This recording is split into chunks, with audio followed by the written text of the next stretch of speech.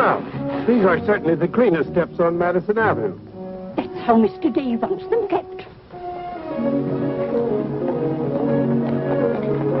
Good morning. Good morning.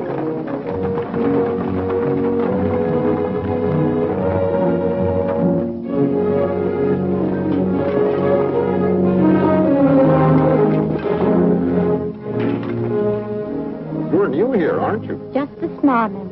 This is the way Mr. Day gets his milk. Get up.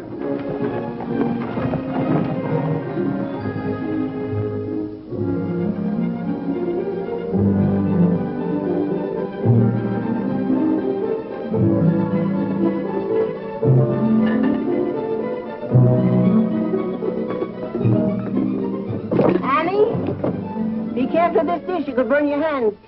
And keep the cover on till you're ready to serve them. Mr. Day likes his muffins hot. I'll do that.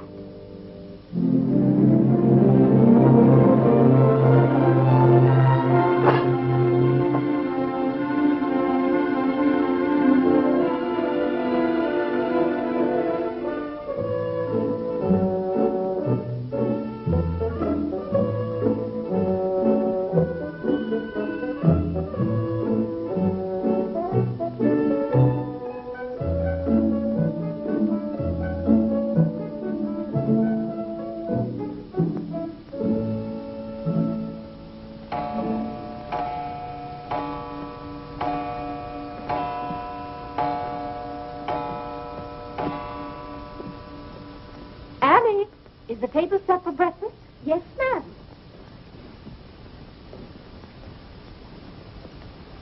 Good morning, ma'am. Good morning, Annie. How are you getting along? All right, ma'am. I hope. Now, don't be nervous just because this is your first day. Everything's going to be all right. But I do hope nothing goes wrong. Oh, no, Annie. The cream and sugar go down at this end. Oh, I thought in the center, ma'am. Everyone could reach the mace. Mr. Day sits here.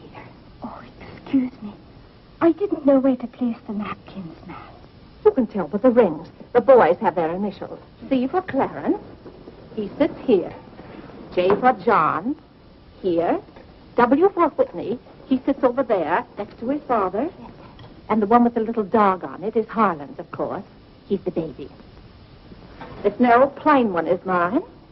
And this is Mr. Day's. It's just like mine, except that it got bent one morning. And that reminds me, Annie, always have Mr. Day's coffee piping hot. Yes, ma'am. And whenever Mr. Day speaks to you, just say yes, sir. Don't be nervous. You'll get used to him. Yes, oh, that beautiful rubber plant. I'm so glad it came. You mustn't water it every day. Too much moisture makes it very unhappy. Well, good morning, Mother. I thought you were still upstairs. Good morning, Clarence. Father must be talking to himself. A redhead. Did you sleep well, Mother? Yes, thank you, dear. Golly, I'm hungry. Oh, and Annie, we always start with fruit in the morning, except the two younger boys who have their porridge and milk. Jiminy, another wreck on the New Haven. That always disturbs the stock market. Father won't like that. I do wish the New Haven would stop having wrecks if they knew how it upsets your father. My soul and body, Clarence, what's happened to your coat? Oh, it ripped open again. Margaret mended it for me, but it won't stay mended. Oh, dear. Well, I'll just have to speak to your father about a new suit of clothes. Clarence, why did you take my H2S so far out of our clothes closet? I've told you 100 times that closet's not to make experiments in. Two. Good morning, Mother. John, have you been making those chemical smells again? No, Mother. I'm making an electric battery. It'll ring a bell and everything. You know your father doesn't like electricity. But, Mother, everything's going to be electricity. Not in this house. Oh, God! What's the matter, Claire? What's wrong? Where's my necktie? Which necktie? The one I gave you yesterday. It isn't pressed yet. I forgot to give it to Margaret. I told you distinctly I wanted to wear that necktie today. You've got plenty of neckties. Put on another one right away and come down to breakfast. I don't know what this world's coming to. Mother, may I have my breakfast early? I'm going to play baseball. 3. Whitney, before you leave the house, you have to study your catechism. But, Mother, they're going to let me pitch today. Good morning. Who won? The Giants, 7-3. Buck Ewing hit a home run. Let me see. Boys, don't wrinkle the paper before your father sees it. Mother, Could you ask me my catechism now? I think I know it. Well, let's see. What is your name? Whitney Benjamin. Who gave you your... Doesn't help me down, Mother. There are steps to come down, Mom. Good morning, darling. Good morning, Mother. How's your finger? It itches. Good, that's a sign it's getting better. Come along. Oh. Let's see, what was I doing? Oh, yes, the catechism. Who gave you your name?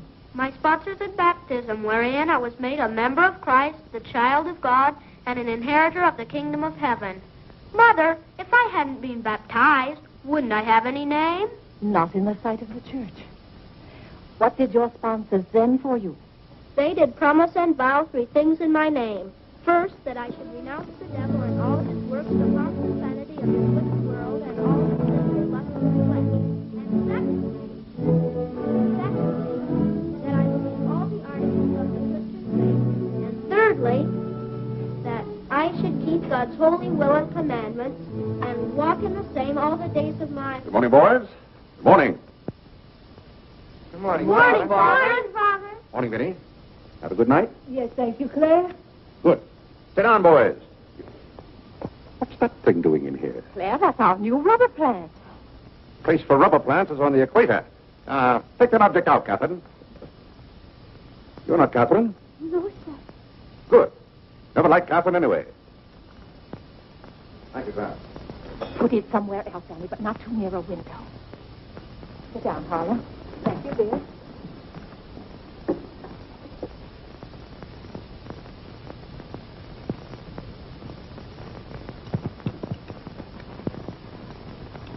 Where did that dog come from? She'll behave, Mother. I'll talk to her. What did you say? Claire, that new suit looks very nice.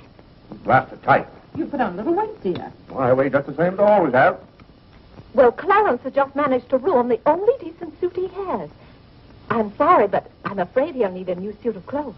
Vinny, Clarence has to learn not to be so hard on his clothes. But, Father, I When thought... you start in Yale in the fall, you'll be completely outfitted. But nothing this summer. Can't I have one of your old suits cut down for me? Every suit I own still has plenty of wear in it. I wear my clothes until they're worn out.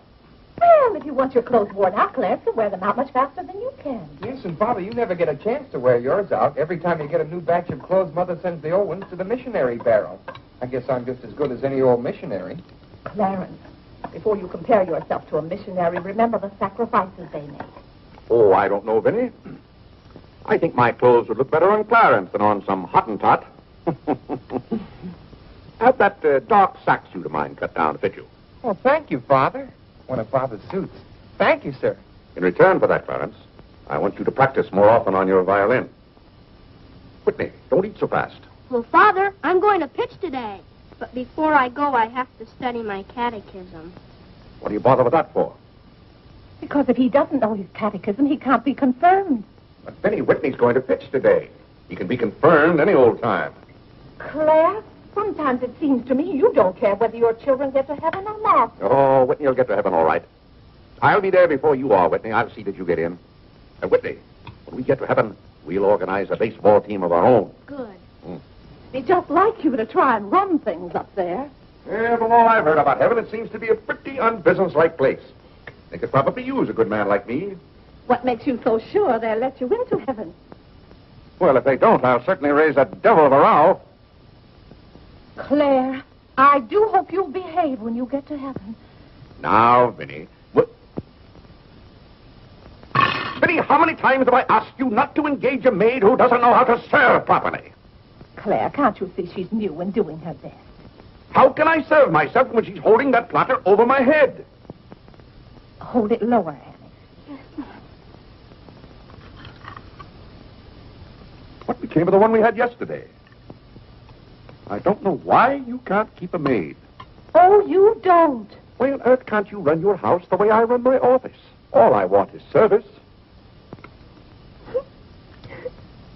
What the devil's that noise? It's Annie. Annie? Who's Annie? The maid. I'll take it, Annie.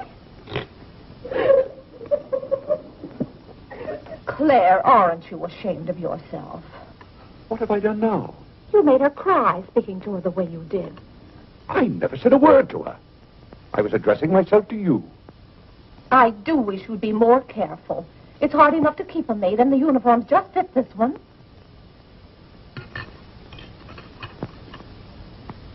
What's the matter, Claire? What's wrong?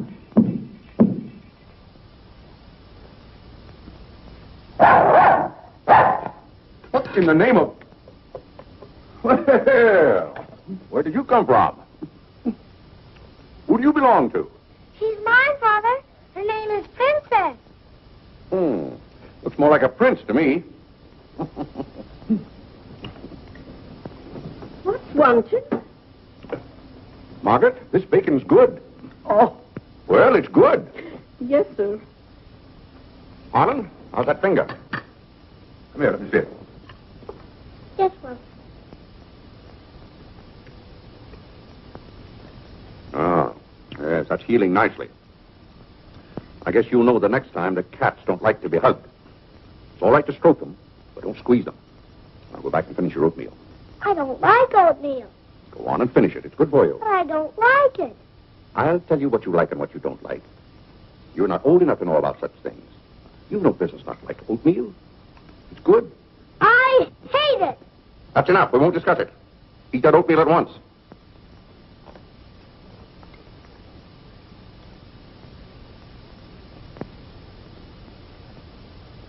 Ah.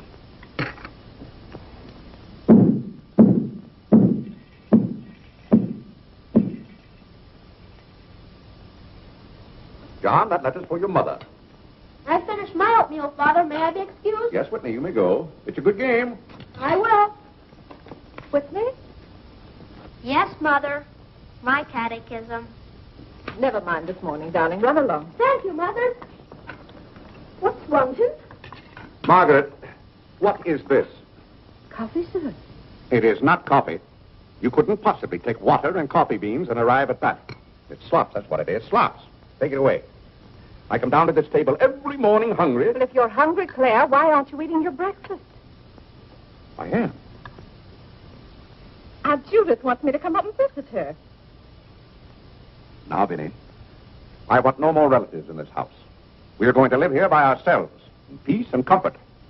Claire, I was saying Aunt Judith wants me to visit her. Oh, Eat your oatmeal, dear. but what on earth is this? Dear friend Day, we are assigning you the exclusive rights to Staten Island for selling the Gem Home Pop-Up of popcorn. I think that's for me, Father. But then why isn't it addressed to Clarence Day, Jr.? Oh, it is. I wouldn't get mixed up in popcorn, Clarence. It's too indigestible. Confound it, another wreck on the New Haven. If you please, ma'am, there's $1 due in a package. It's from Lewis and Conger's. Oh, yes, those kitchen knives I ordered. Make a memorandum of that, Vinny. $1, and whatever it was for. Of course, Claire. I must have a record of what is spent running this house. I've never understood what good a record is after the money's gone. There's just $1, Margaret. Vinny, this house must be run on a business basis. Of course, dear. That's what the household accounts are for. Oh, Claire, it's 8:30. You don't want to be late at the office. Plenty of time. Annie, clear the table now. Mom, I'll do that. Clarence, John. Yes, Mother? You boys go up and move the small bureau from my room into yours. Who's coming? Cousin Cora, and she's bringing a friend with her, a young girl. A girl? You'll have to help entertain her, Clarence. Oh, Mother, do I have to? Wait till Father finds out we've got visitors. There'll be a rumpus. John, don't criticize your father. He's very hospitable. After he gets used to the idea. I like coffee. I like tea. I like the girls, and the girls like me. Well, I don't like girls, and they don't like me. Oh, God! Go on, boys, go on. What's the matter, Claire? What's wrong? How did that get in this room? Now, Claire, how was the new maid to know? Keep that abomination out of here. All right, I'll take it. Oh, Claire, dear, I'm afraid I'm going to need some more money. You were complaining about the coffee this morning. Well, that nice French drip coffee pot is broken, and you know how it got broken. Yeah, never mind that, Vinny. As I remember, that coffee pot cost $5 and something. I'll give you $6. When you get it, Vinny, enter the exact amount in the ledger. Of course, Claire. We can't go on month after month having the household accounts in such a mess. No.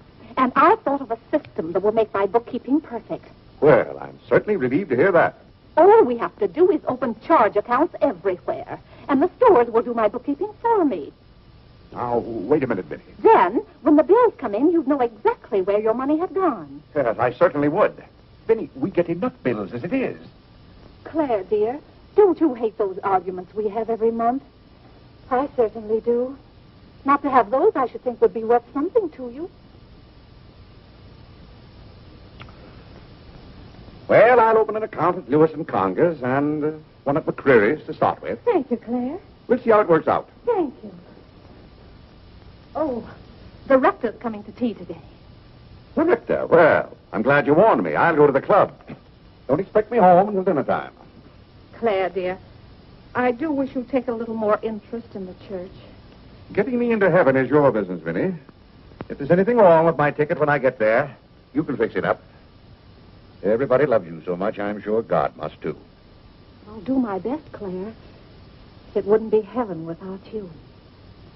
If you're there, Vinnie, I'll manage to get in some way, even if I have to climb the fence.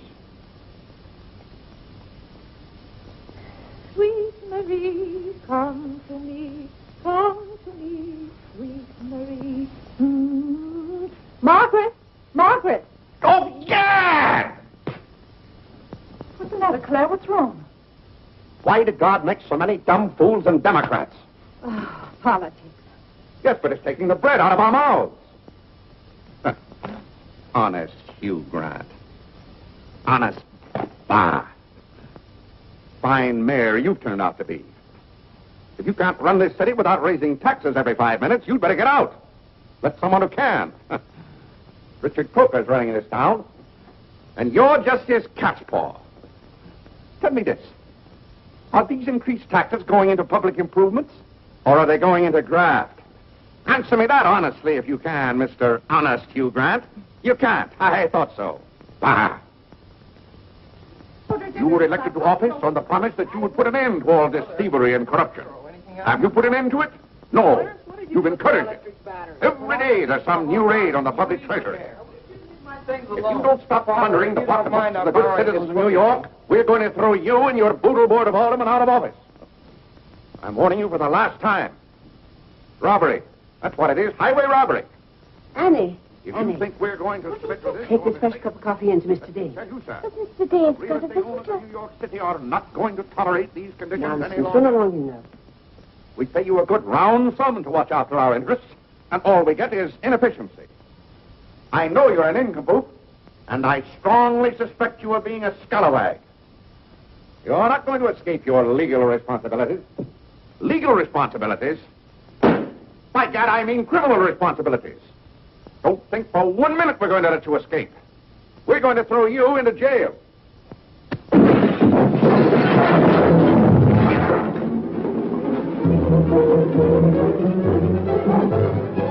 Annie, are you hurt? He can't throw me into jail. Vinnie? Vinnie, why can't I have quiet here in the morning? Claire, what happened?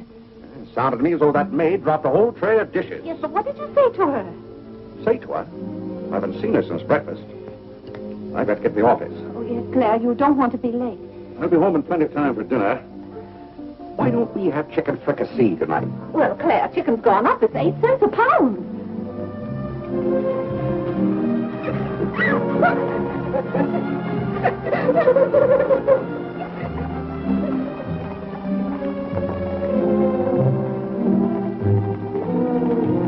Where the devil's she going, dressed up like that? Claire, you've done it again. How could you? Could I what? Can't you see she's leaving? Dear, I have no time to engage a new maid. We'll have to have dinner out. Dinner out? Nonsense. I'll engage a new maid myself. Claire, you can't. She has to fit the uniform. I'll have one here in an hour. Goodbye, dear. Bye. Good morning, Mr. Day. On your way to the office? Yes, Clarence. Good morning. Mrs. Day? Good morning, Mr. Day. Jim?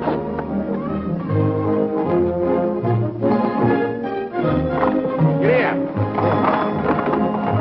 Get here.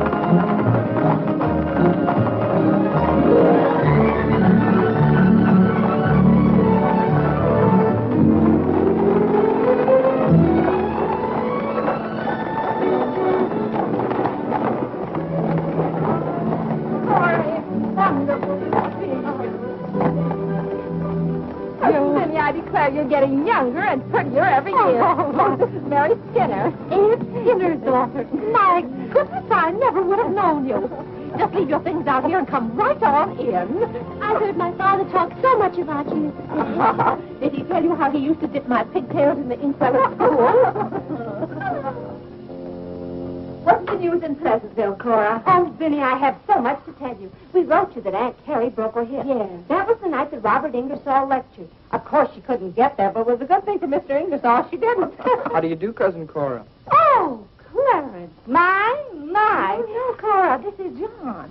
John, why, how you've grown. You'll be a man before your mother. John, this is Mary Skinner.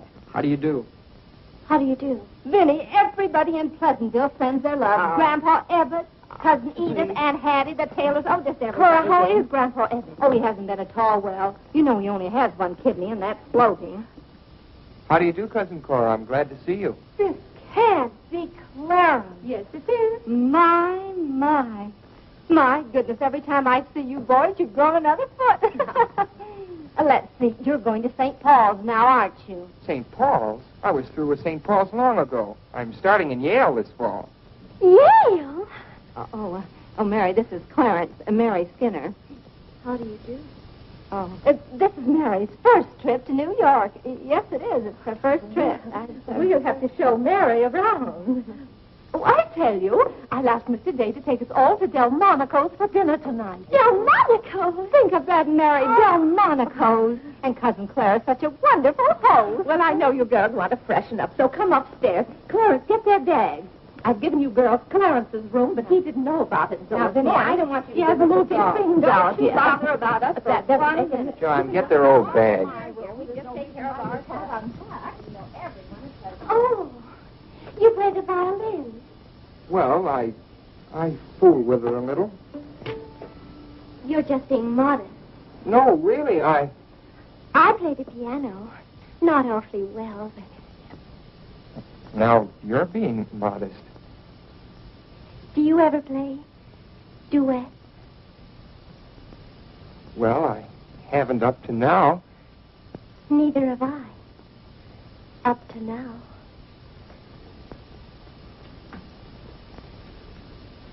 Cora didn't tell me about you. I never met a Yale man before.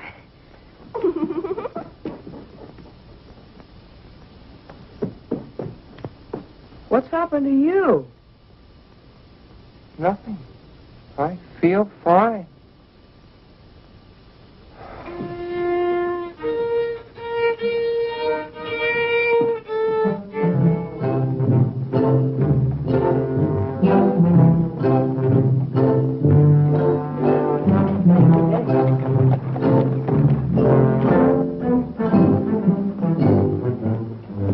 Where do you keep them? Do you wish a domestic servant? Where do you keep them? I will take your name and address. Confound it, I'm late at the office now. If you will give me the details as to what kind of person you require. I'm asking you where you keep them. Why, the girls are in there. But clients are not allowed in that room. If you will tell me the kind of a position you wish to have filled, I'll be very glad to...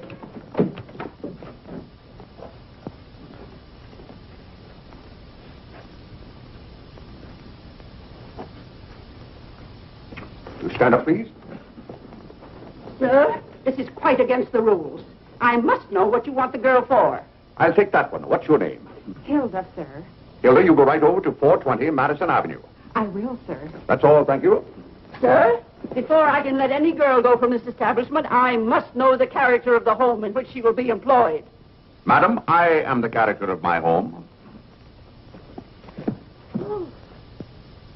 My duty toward my neighbor is to love him as myself and to do unto all men as They should do unto me. as they should do unto me. To He really knows it. Well, he's done very well for so young a boy. May I go now? Yes, darling. Thank you, Dr. Lloyd. Not at all. Come on, Harlan. Wait for me. Ah, you and Mr. Day must be very proud of your children. I was hoping I'd find Mr. Day at home this afternoon. Well, he's usually home from the office by this time. Perhaps he's gone for a gallop in the park. It's such a fine day. He's very fond of horseback riding, I believe. Oh, yes. Tell me, has he ever been thrown from a horse? Oh, no. No horse would throw Mr. Day. I just thought he might have had some accident. I notice he never kneels in church. Oh, that's no accident. But I don't want you to think he doesn't pray. He does. Why, sometimes you can hear him all over the house. But he never kneels. Ah, perhaps that's Mr. Day now. I hardly think so. Oh, the devil, I forgot. Claire, you're just in time for tea. I'll send for some hot water. How are you, Dr. Lloyd? It's a great pleasure to have a visit with you, Mr. Day. Mother, are they back yet? No, Clarence, no. Except for a brief glimpse on the Sabbath, I don't see much of you. Well, Claire, did you have a busy day at the office? Devilishly busy. Claire. A very busy day. Tired out. How a man can get tired just sitting at a desk all day, I don't know. I suppose Wall Street is just as much a mystery to you as it is to me, Dr. Lloyd. No, it's all very clear to me. My mind often goes to the businessman. The picture I'm most fond of is when I envision him at the close of the day's work. I see him pausing in his toil, and it comes over him that all those figures of profit and loss are without importance or consequence. Vanity and dust. Well, I'll be... Claire? Yes, ma'am. Delia, some more hot water, please. Yes, ma'am. Who's that? The new maid. Where's the one I sent this morning? The uniform didn't fit. I like the one I picked out better. Claire, Dr. Lloyd wants to tell us about the plans for the new edifice. The new what? The new church. You knew we were planning to build a new church. Of course, we're going to have to raise a large sum of money. Well, personally, I'm against the church hopping, skipping, and jumping all over the town. So any contribution I make will have to be a small one. The amount everyone is to subscribe has already been decided. Who decided it? After considerable thought, we voted that our supporting members should each contribute a sum equal to the cost of their pew. I paid $5,000 for my pew. Yes, Claire, that makes our contribution $5,000. That's robbery.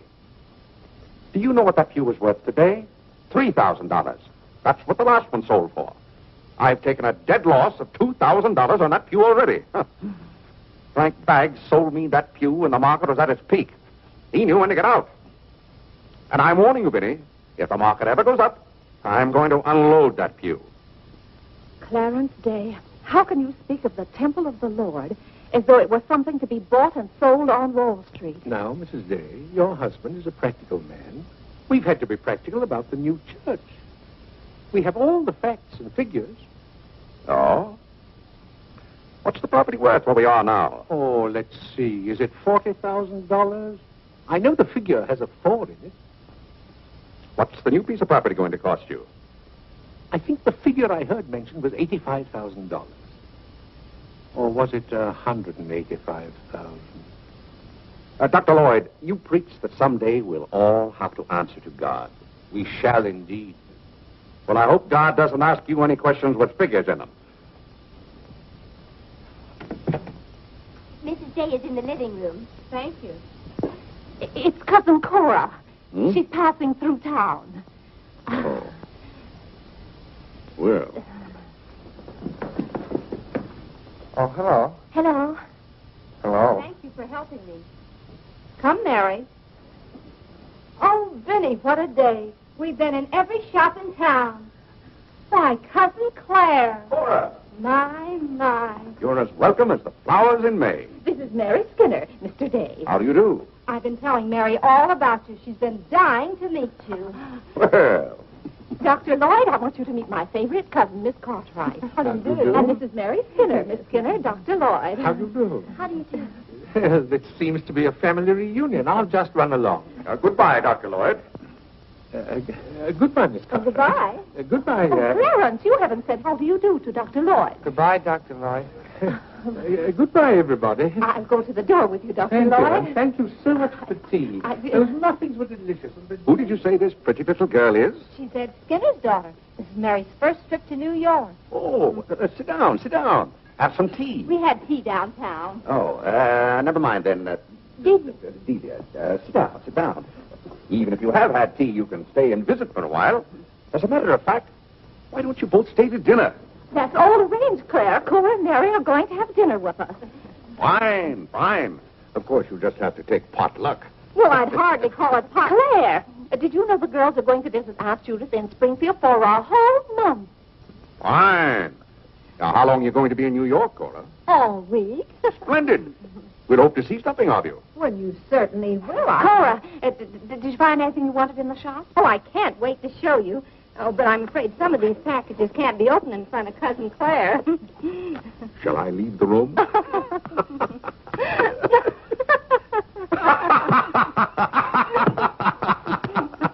Oh, Clarence, would you take the package in the hall up to our room, or should I say your room? Wasn't it nice of Clarence to give up his room to us for a whole week? Cora, come on, I just can't wait to see what's in those packages.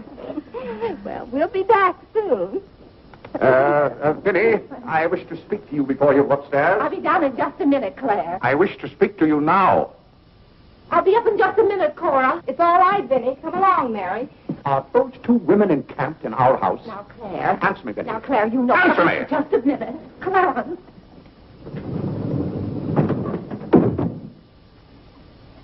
Now, Claire, you know you've always been fond of Cora. What has that to do with her planking herself down in my house and bringing hordes of strangers with her? How can you call that sweet little girl a horde of strangers? Why don't they go to a hotel? New York is full of hotels built for the express purpose of housing such nuisances. Claire, two girls alone in a hotel? Why, who knows what might happen to them? All right, then put them on the first train. They want to roam with the gypsies?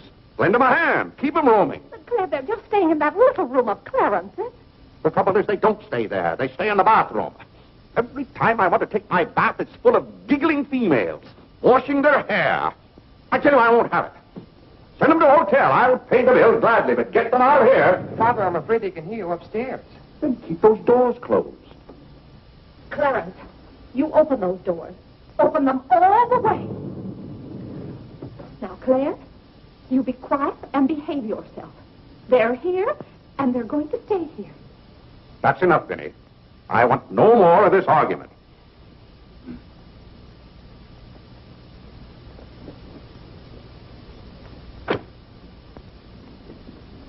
Oh,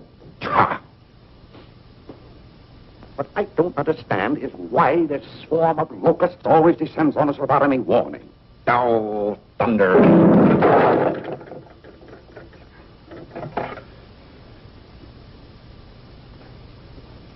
Vinny. Dear Vinny.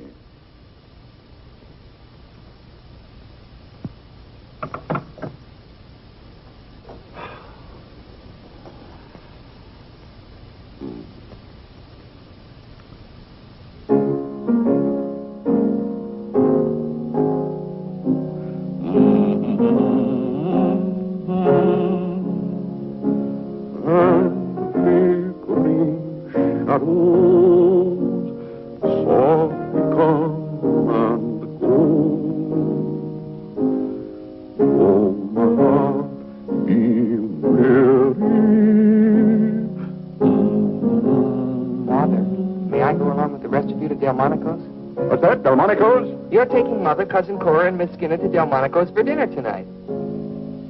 Oh, gad! I won't have it. I won't have it. I will not have my life arranged for me. I bought this house for my own comfort. I will not submit myself to this indignity. Now, Claire, what's the matter? I won't stand it. By heaven, I won't stand it. Clarence. Do I understand that I am not permitted to have dinner in my own home? Claire, a little change will do you good. I have a home to have dinner in, and any time I can't have dinner at home, this house is for sale. Well, Claire, you can't have dinner here tonight because it isn't ordered. And besides, Cora and Mary want to see something of New York. Well, that's no affair of mine. I am not a guide to Chinatown and the Bowery.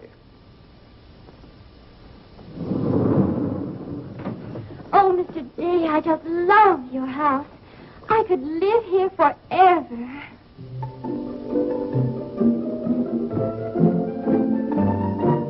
Cora's waiting for you, Mrs. Day. Oh, yes, I'll run right up.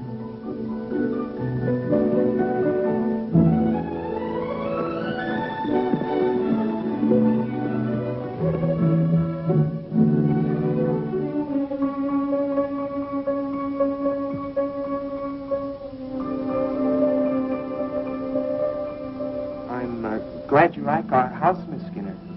I like it very much, Mr. Day. Praise from a stranger is approbation indeed. At home, our living room is green. I like green. I like green, too. Red's my favorite color. It's an interesting thing about colors. Red's a nice color in a house, too, but outside, too much red would be bad. I mean, for instance, if all the trees and the grass were red. Outside, green's the best color. That's right. I never thought of it that way. But when you do think of it, it's quite a thought. I bet you make your mark at Yale. Oh. My mother wants me to go to college. Do you believe in girls going to college? I guess it's all right if they want to waste that much time. Before they get married, I mean. I'm glad you're fond of music, Mr. Day. Oh, look, a new youth companion. John enjoys the youth companion. John. Won't you sit down? Oh, thank you. It tells all about connecting batteries in series. John, Miss Skinner and I were talking. Oh, that's all right. You won't bother me. Jiminy, that's where I made my mistake. I didn't mix enough blue vitriol with it.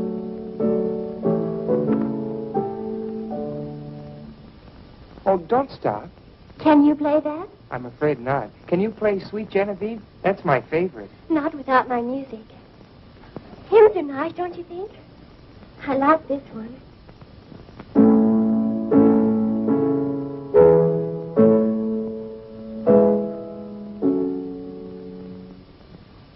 That's funny. The words are the same, but it's the wrong tune. Oh, it can't be the wrong tune. We sing it exactly that way in church. We don't sing it that way in the Methodist church. You see, we're Methodists. Oh, that's too bad. Oh, I don't mean it's too bad that you're a Methodist. Anybody's got a right to be anything they want, but what I mean is, we're Episcopalians. Yes, I know. Anyway, the words are the same. Shall we begin?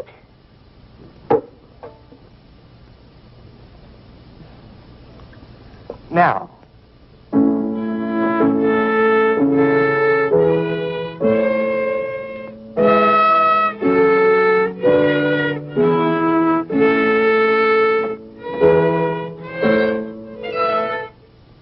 Oh, dear. Well, what's wrong? Shall we try again?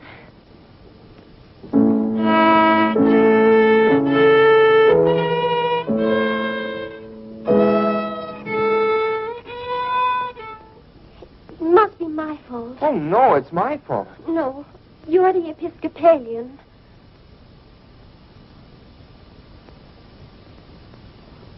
I just remembered something. My father was an Episcopalian. He was baptized an Episcopalian. He was an Episcopalian right up to the time he married my mother. She was the Methodist. Oh. Oh, well, let's try it again then.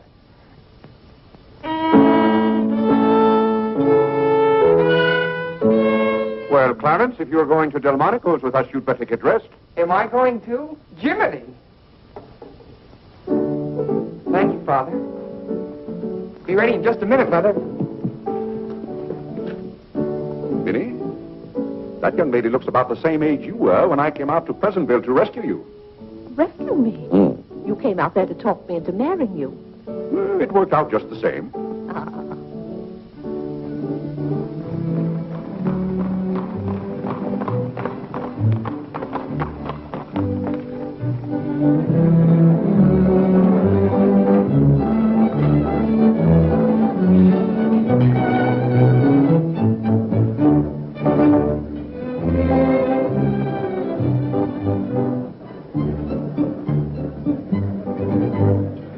L'addition, François. Oui, monsieur, tout de suite. Louis, l'addition pour monsieur Day. Oui, monsieur. Alors, vite, vite. Tout de suite. Alors, vite, vite, tout de suite. Cette sauce diable était délicieuse. Merci, monsieur. Je suis content que monsieur soit satisfait. Merci, monsieur. Bon. Fred. Oui. No cooking like the French. Claire, it was so nice of you to invite Cora and Mary here their first night. It's been a pleasure. Mr. Day, have you always been an Episcopalian? I've always gone to the Episcopal Church, yes. But you weren't baptized a Methodist or anything, were you? You were baptized an Episcopalian? Come to think of it, I don't believe I was ever baptized at all. Claire, that's not very funny, joking about a subject like that. I'm not joking. I remember now, I never was baptized. Claire, that's ridiculous. Everybody's baptized. What? I'm not. No one would keep a little baby from being baptized. You know Father and Mother, free thinkers, both of them. They thought that children should decide those things for themselves. But Claire... I remember when I was 10 or 12 years old, Mother set out to give some thought to it, but I never got around to having it done to me. Claire, do you know what you're saying? Yes, I'm saying I've never been baptized. And something's got to be done about it right away. Now, Biddy, don't get excited over nothing. Why haven't you ever told me? Well, what difference does it make? I've never heard of anyone who wasn't baptized. Even the savages in darkest Africa. It's all right for savages and children. But if an oversight was made in my case, it's too late to correct it now.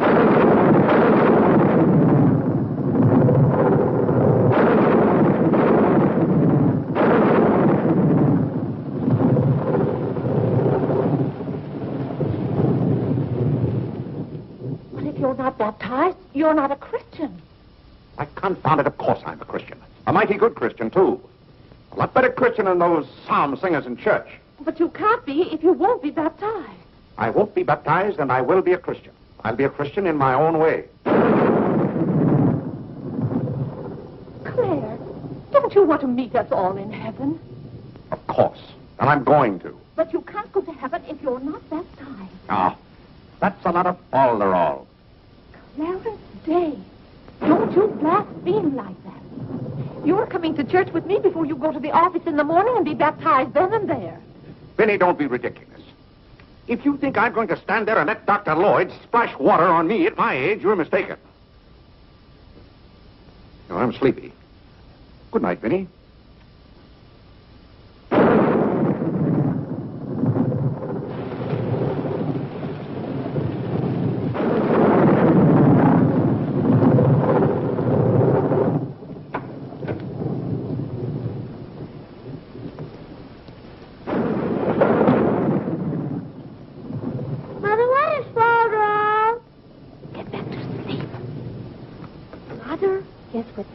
Father hasn't been baptized, he hasn't any name. In the sight of the church, he hasn't any name. That's right. Maybe we're not even married.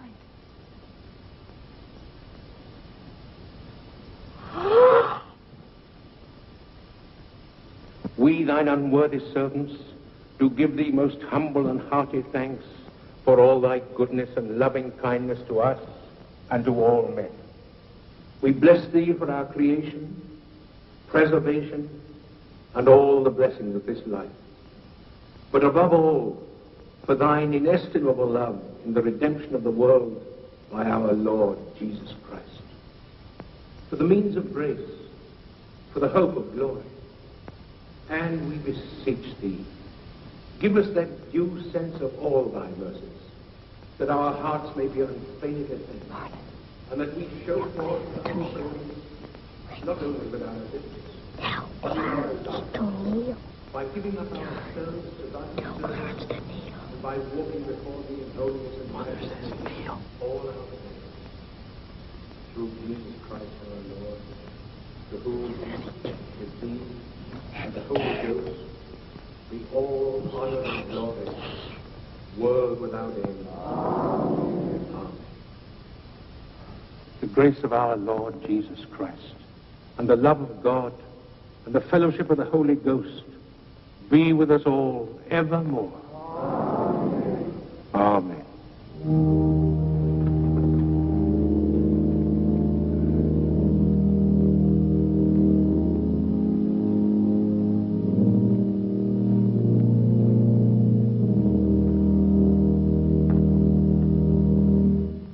So, my friends, what comfort and security it gives us when we have reached the age of understanding to know that the rite of baptism has not been neglected in our infancy or youth. Can you imagine any man who has reached maturity with the knowledge that he had never been baptized, failing to hasten to the holy font that his soul might be saved? As it says in the baptismal office, except a man be born of water and of the Spirit, he cannot enter into the kingdom of God. He that believeth and is baptized shall be saved, but he that believeth not shall be damned. What's that follow up to?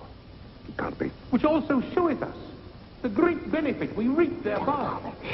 He that is baptized showeth great benefit. But he that believeth not cannot enter into the kingdom of God.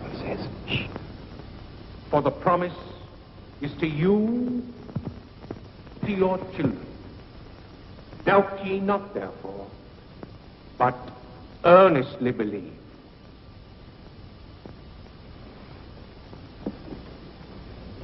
In the name of the Father, and of the Son, and of the Holy Ghost. Amen. Amen.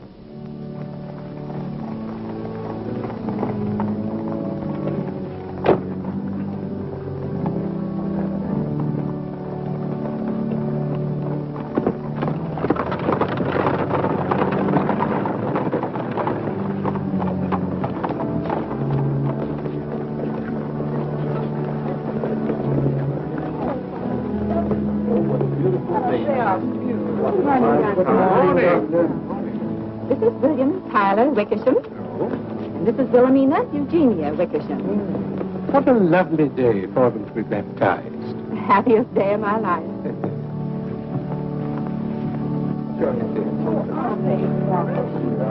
Lovely. Thank you, Mr.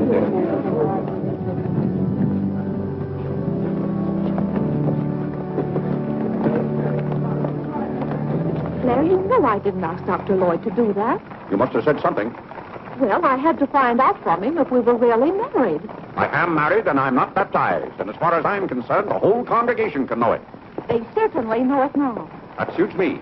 I don't go to church to be preached at as though I were some lost sheep. Claire, you don't seem to understand what the church is for. Minnie, if there's one place the church should leave alone, it's a man's soul.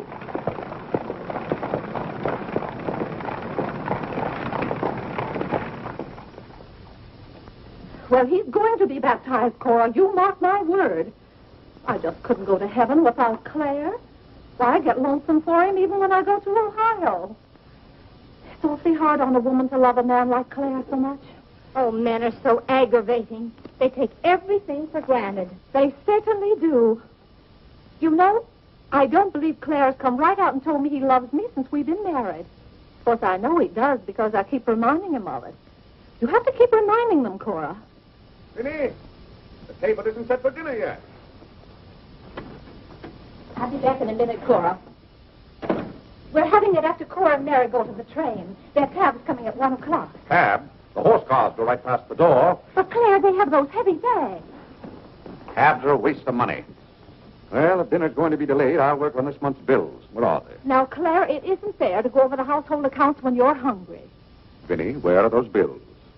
They're in the library on your desk. Oh. I didn't know dinner was going to be late. No one ever tells me anything in this house. Back home, I ride all the time. I love horses. The horse is my favorite animal. Well, goodness, where have you two been? Clarence wanted to show me his grandfather's house. You'll have to hurry and finish your packing.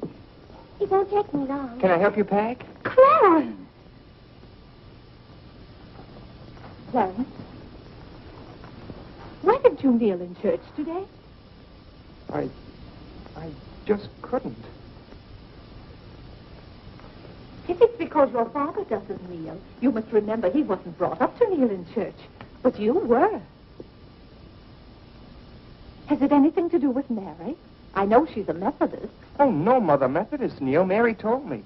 They don't get up and down so much, but they stay down longer.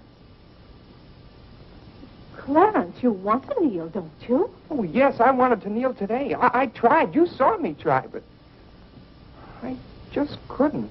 But is that suit of your father's too tight for you? No, it's not too tight. Well, what is it? Mother, very peculiar things have happened to me since I started to wear this suit. I can't seem to make these clothes do anything Father wouldn't do. Oh, that's nonsense, Clarence. And not to kneel in church is a sacrilege. Making Father's trousers kneel seemed more of a sacrilege. Clarence! Do you know what happened at Dora Wakefield's party for Mary last night? We were playing musical chairs, and some girl sat down suddenly right on my lap. Well, I jumped up so fast she almost got hurt. She was sitting on Father's trousers. Oh, Mother, I've got to have a suit of my own. My soul and body. Well, you'll just have to talk to your father about it. I'm sure if you approach him the right way, you know, tactfully, he'll see. Oh, excuse me. Gracious. It didn't take you very long. Well, I'll see about your box lunch for the train. Remember, it's Sunday.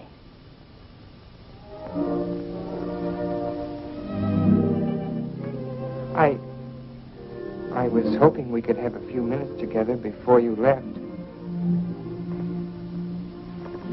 Cora had so much to do, I wanted to get out of her way. Well, didn't you want to see me? I did want to tell you how much I've enjoyed our friendship. Oh, hello. Mother told us to sit in the living room till dinner's ready. Not on the best sofa. Hello. Have you ever been out on our porch? Oh, yes. Well, let me show it to you. It's awfully hard to grow up in a family with children.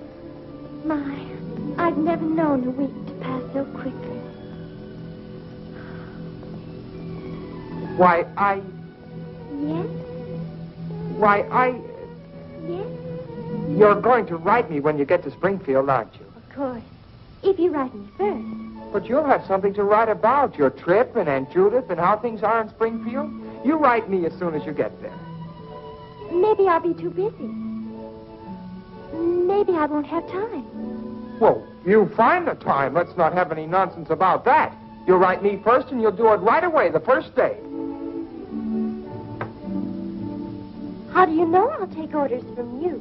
I'll show you. Give me your hand. Why should I? Give me your hand, confound it. What do you want with my hand? I just wanted it. What are you thinking about? I was just thinking. About what? I was hoping you'd write me first, because that would mean you liked me. Well, what's my writing first got to do with liking you? You do like me then. Of course I do. I like you better than any girl I ever met. But you don't like me well enough to write first. Well, I don't see how one thing's got anything to do with the other. But a girl can't write first because she's a girl. Well, that's nonsense. If a girl has something to write about and a fellow hasn't, there's no reason why she shouldn't write first. You know, the first few days I was here, you'd do anything for me. And then you changed. You used to be a lot of fun. Then all of a sudden you turned into an old sober side. Why, you even dressed like an old sober side. What's the matter? I just happened to remember something. What? Oh, I know. It's because this is the last time we'll be together. Mary, please. But, Clarence, we'll see each other in a month when I come back. Oh, Clarence, please write me first, because that'll show me how much you like me. Please. I'll show you how much I like you. Get up, get up! Oh, Oh, Mary, don't do that. Please don't do that. no, just a bold and forward girl. Oh, no, it's not that. Oh, is it because it's Sunday? No, it'd be the same any day. Oh, you just didn't want me sitting on your lap. It was nice of you to do it. It was nice of you, so you told me to get up. You just couldn't bear to have me sit there. Oh, you needn't write me first. You needn't write me any letters at all. Because I'll stay in the room without owning them. I never want to see you again. Oh, Mary, Mary, listen to me. Mary, please. Oh, Mary.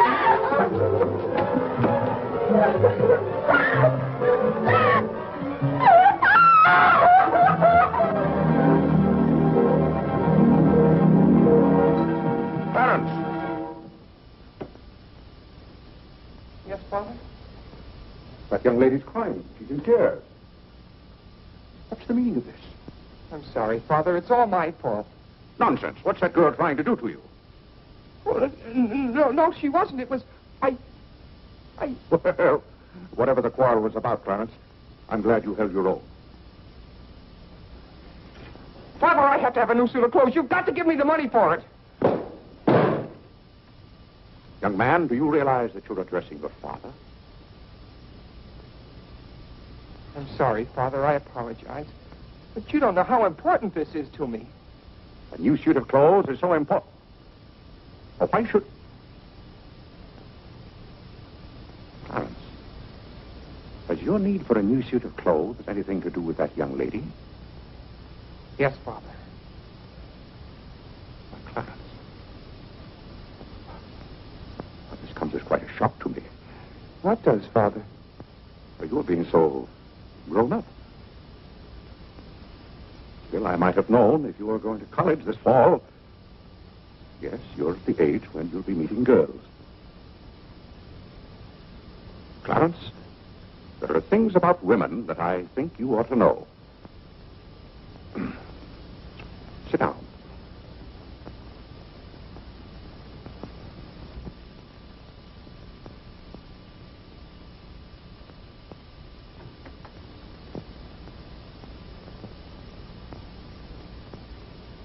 Yes, I think it's better for you to hear this from me than to have to learn it for yourself. Clarence, women aren't the angels that you think they are. Well, now, first let me explain this to you. You see, Clarence, we men have to run this world, and it's not an easy job. It takes work, and it takes thinking. A man has to reason things out. Now, you take a woman. A woman thinks... No, I'm wrong right there. A woman doesn't think at all. She gets stirred up. And she gets stirred up over the most confounded things. Now, I love my wife just as much as any man, but that doesn't mean that I should stand for a lot of falderall. By gad, I won't stand for it. Stand for what, Father? That's the one thing I shall not submit myself to. Clarence, if a man thinks a certain thing is wrong, he shouldn't do it. If he thinks it's right, he should do it. Now, that has nothing to do with whether he loves his wife or not. Who says it has, Father? They do. Who, sir? Women.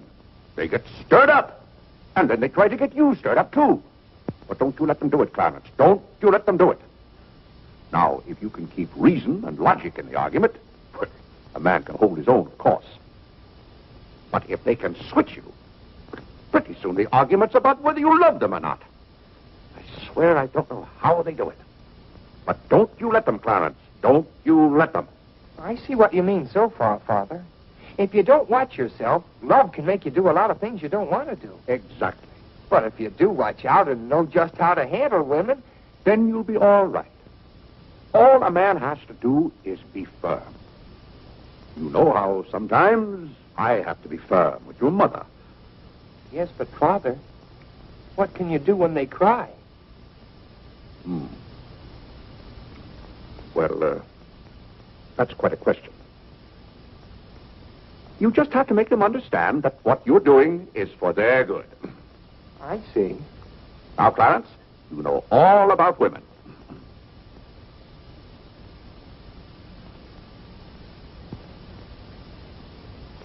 But, Father... Yes, Clarence? I thought you were going to tell me about... About what? About women. Clarence, there are some things gentlemen don't discuss. I've told you all you need to know. The thing for you to remember is be firm.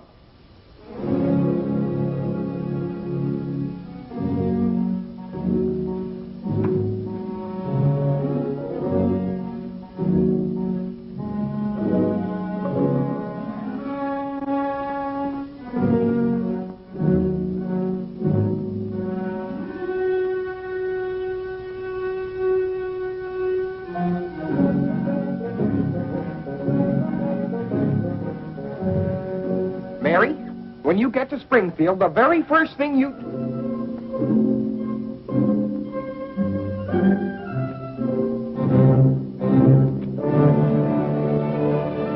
Oh, God! What's the matter, Claire? What's wrong? Sit down, Vinny. Oh, Claire, Cora and Mary are leaving any moment Sit down. now. Vinny, you know I like to live well. And I want my family to live well. But this house must be run on a business basis. I must know how much money I'm spending and what for. For instance, if you recall, a week ago I gave you $6 to buy a new coffee pot. Yes, because you broke the old one. You threw it right on the floor. I'm not talking about that. Now I find here It among my... was a pity to break that nice coffee pot, Claire. It was imported from France. And that little shop has stopped selling them. But what has that... They said the tariff wouldn't let them. And that's your fault because you're always voting to raise the tariff. The tariff protects America against cheap foreign labor. Now, this bill... The tariff does nothing but put up the prices. And that's hard on everybody, especially the farmer. Vinny, I wish to heaven you wouldn't talk about matters you don't know anything about. I do, too, know about them. Miss Gulick says that every intelligent woman should have some opinion Who, about... may I ask, is Miss Gulick? She's the current events woman I told you about. And the tickets are $1 every Tuesday. Do you mean to tell me that a pack of idle-minded females pay $1 apiece to hear another female gabble about the events of the day? Listen to me if you want to know anything about the events of the day. But you get so excited, Claire. And besides, Miss Gulick says that our president, whom you're always belittling, prays to God for guidance. Vinny, what happened to that $6? What's $6? I gave you $6 to buy a new coffee pot. Now I find that you apparently got one of yours in Congress and charged it. Here's the bill. One coffee pot, $5. So you owe me $1 and you can hand it right over. I'll do nothing of the kind. What did you do with that $6? Well, Claire, I can't tell you now, dear. Why didn't you ask me at the time? I give up. Wait a minute. I spent $4.50 for that new umbrella. Now we're getting somewhere. One umbrella, $4.50. And that must have been the week I paid Mrs. Tobin for 2 extra days washing. Mrs. Tobin. That's $2 more. $2. That makes $6.50, and that's another 50 cents you owe me. I don't owe you anything. What you owe me is an explanation of where my money's gone. I do the best I can to keep down expenses. You know yourself, Cousin Phoebe spends twice as much as we do. Don't talk to me about your cousin Phoebe. You talk about your own relatives enough. That's not fair, Vinny. When I talk about my relatives, I criticize them. I can't even speak of Cousin Phoebe. You can speak about all you want to. But I won't have Cousin Phoebe or anyone else dictating to me how to run my house. I didn't say a word about her dictating. Claire, you know she isn't that. You said... Well, I don't know what you said now. You never stick to the point. Now, we're going over this account book, item by item. I find here a bill for $38. I don't know what you expect of me. I tire myself out chasing up and down those stairs all day long, trying to look after your comfort, to bring up our children. I do the mending and the marketing. Now you want me to be an expert bookkeeper, too.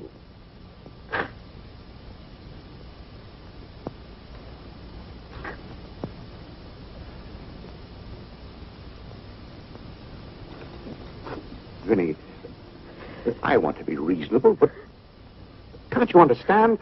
I'm doing all this for your own good. Oh. Well, I suppose I'll have to go ahead just paying the bills and hoping I've got enough money in the bank to meet them. But it's all very discouraging. I'll try to do better, Claire. Well, that's all I'm asking.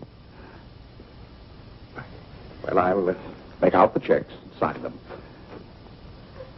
But maybe I haven't any right to sign those checks since in the sight of the Lord I haven't any name. That's right. Claire, to make those checks good, you'll have to be baptized right away. Vinny, the bank doesn't care whether I've been baptized or not. Well, I care. And no matter what Dr. Lloyd said, I'm not sure we're really married. Vinny, we have 4 children. If we're not married now, we never will be. Claire, Dr. Lloyd said this morning. That's all, Vinny. Hadn't you better go tell Whitney to watch for the cab? Not before you give me that $1.50. What $1.50? The $1.50 you owe me. I don't owe you any $1.50.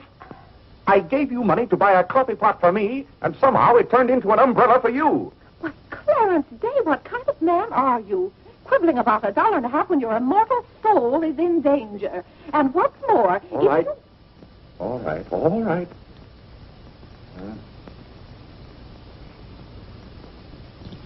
Thank you, Claire.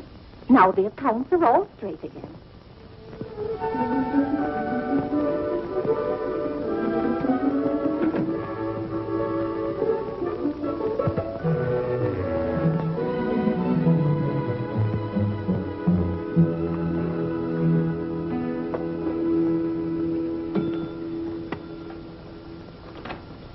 What were you doing down there? I'm setting up this new burglar alarm. I invented it myself. Have you got any money you can lend me? No, you owe me 30 cents now. Well, I'll give you my stamp collection and my piece of John Wilkes Booth's finger. How much? Enough to get a new suit of clothes? If you can wait a month till I hear from the patent office in Washington, I may be rich. Well, I can't wait that long. Maybe I could get it sooner. I'm going to look into something else tomorrow. Wanted, an energetic young man to sell household necessity. Liberal commission. Apply 312 with... John, let me have this job. Why should I give you my jobs? They're hard to get. But I've got to get a new suit of clothes. Maybe I could get the job for both of us. I'll ask the man.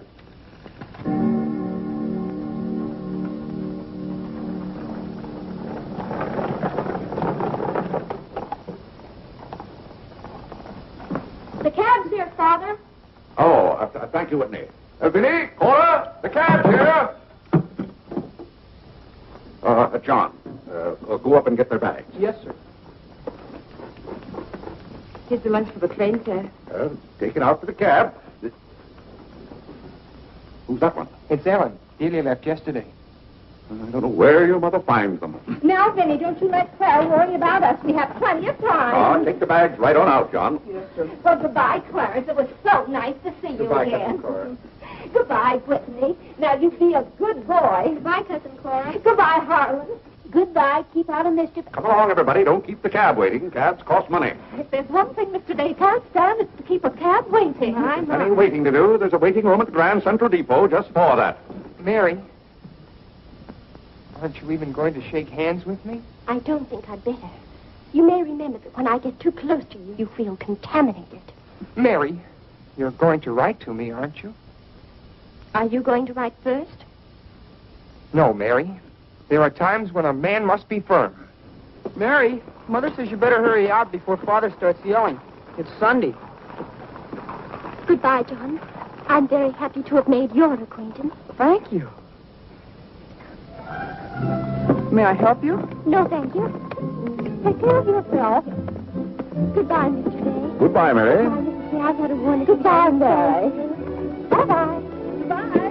Goodbye, Cousin Claire. Goodbye, Cora. Goodbye, Cora.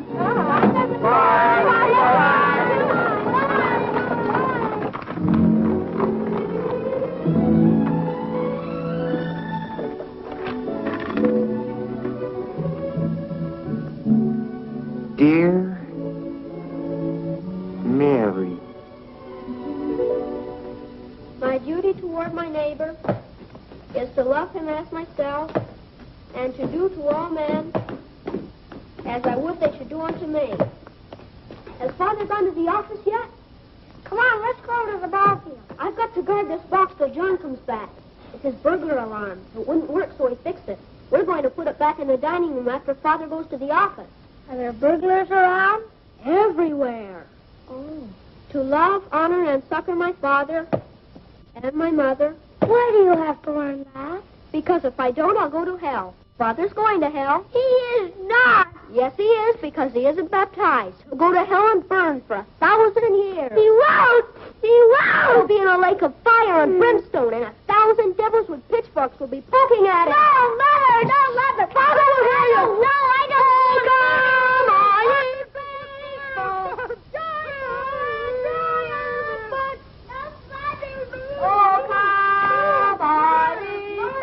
That noise. Just singing, Father. You boys be quiet. You know your mother isn't feeling well. Yes, Father.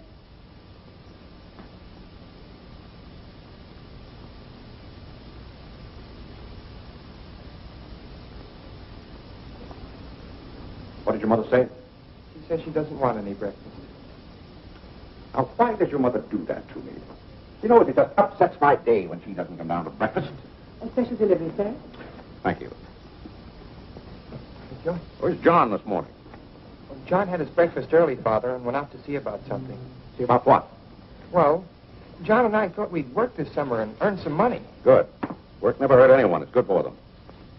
But if you're going to work, work hard. King Solomon had the right idea about work.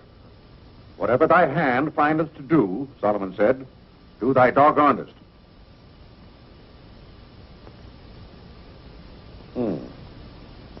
Well, I don't understand this at all. Here's a letter from some woman I never even heard of. Oh, Father. Oh, Gad! What is it, Father? This woman claims that she sat on my lap and that I didn't like it. Huh. What's that word? Oh, that one down there. It looks like curiosity. Oh. I only opened your letter as a matter of curiosity. Huh. Yes, go on. Why, this gets worse and worse. It just turns into a lot of sentimental, lovey-dovey mush. Cha! This is someone's idea of a practical joke. What's the matter, Claire? What's wrong? Nothing wrong. Just a fool letter. How are you feeling, Vinny? I thought you needed me. If you don't, I'll go back to bed. Oh, no. Come sit down and get some food in you. Do you good. Build up your strength. Yeah, here, sit down. Here, what's this one's name? Nora. Nora, get Mrs. Day some bacon and eggs. No, Nora. Bring me a cup of tea up to my room. Yes, ma'am. Oh, Vinny, it's just weak to give in to an ailment. I notice when you have a headache, you yell and groan and swear enough. Well, that's to prove to the headache that I'm stronger than it is. I think I've caught some kind of germ. Some of my friends have had to send for the doctor. The doctor? Oh, poppycock. But, Claire, dear, when people are ill, you have to do something. Certainly I have to do something. Cheer them up. That's the way to cure them. How would you go about cheering them up? I? Oh, I'd tell them, bah.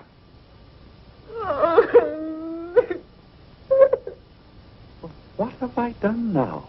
Oh, Claire, hush up.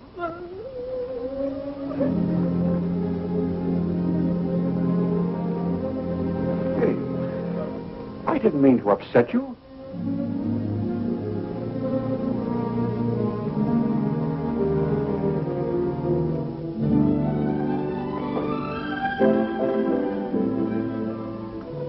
Dear Clarence.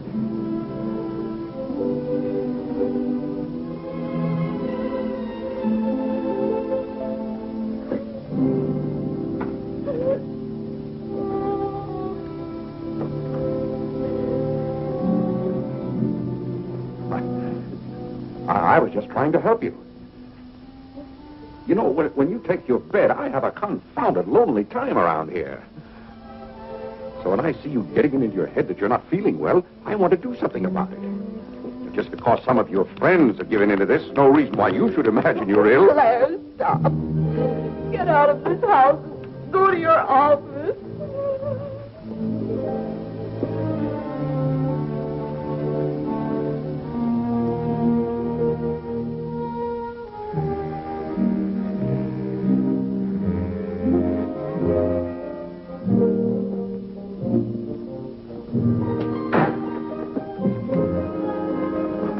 Did you get the job? Yes, for both of us. Look, I've got it with me.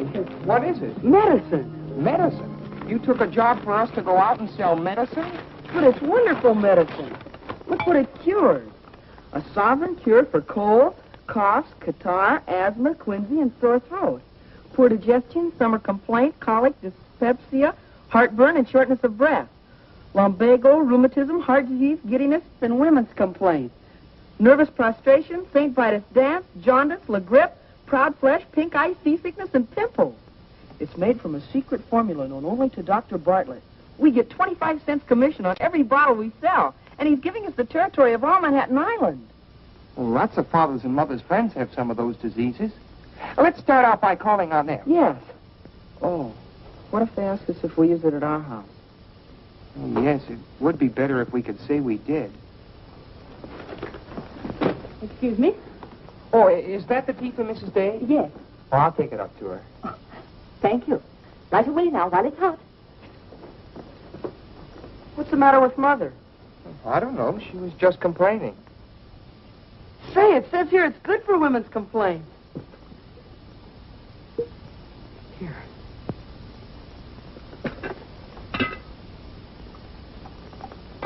Chesapeake and Ohio, and 8. New York Central, 3/4. I'd like to see Mr. Day about those Morris and Essex apartments. They're very busy this morning. You'll have to wait.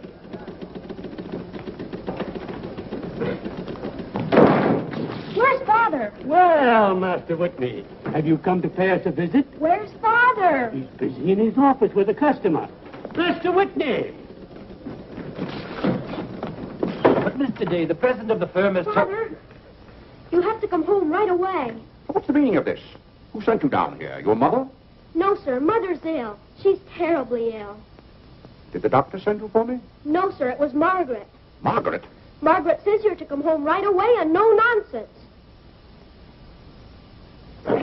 Perkins, go down and stop the first cab you see. A cab, sir? For you, Mr. Day? Yes, I want a cab. And no nonsense. Yes, sir. I'm sorry, Mr. Hopkins.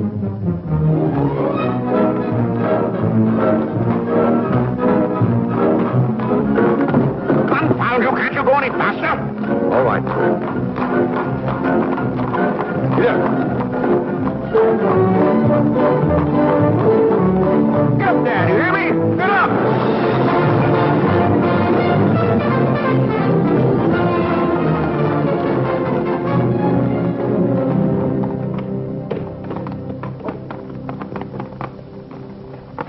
Oh, Doctor, how is Mrs. Day? She's a pretty sick woman. Oh, what's wrong with her?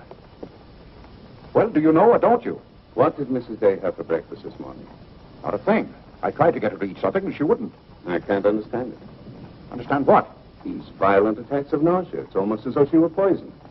Poisoned? Let me take your cab. I'll try not to be gone more than 10 or 15 minutes. And, Mr. Day, you're not to go into a room. You'd better get her well. Right away, or you'll hear from me. Turn west on 47th Street. Yes, yes.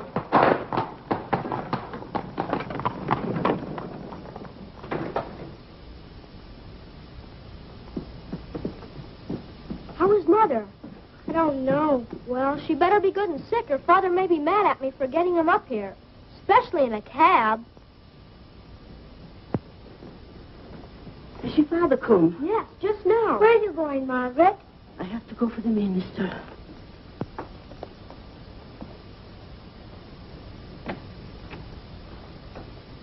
I guess the minister's coming to baptize Father, so I won't have to go to hell. You can't be baptized in a house. You've got to have water. We have lots of water. Not the right kind.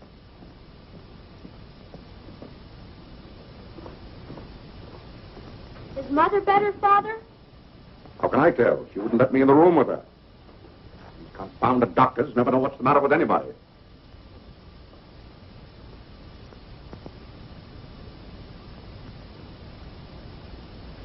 Father,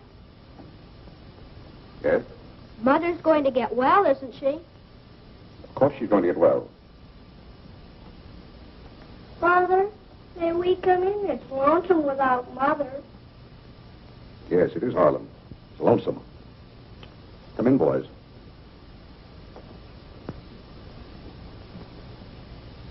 What have you been doing, Harlem? Nothing. They won't let me upstairs. What about you, Whitney? I was supposed to learn the rest of my catechism. Will you hear me, Father? Yes, Whitney, I'll hear you. Start here.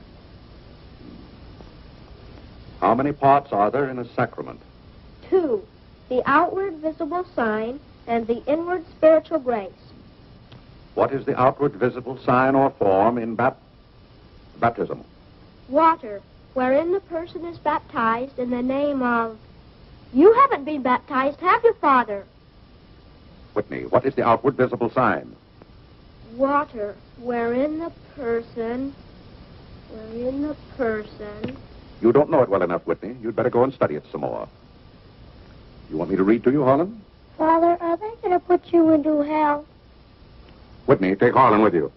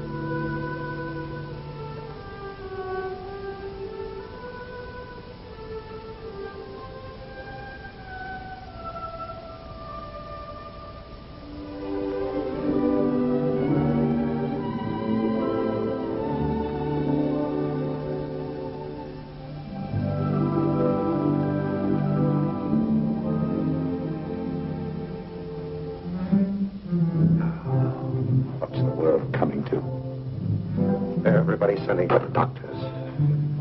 Doctors don't do you any good. Only make you feel worse.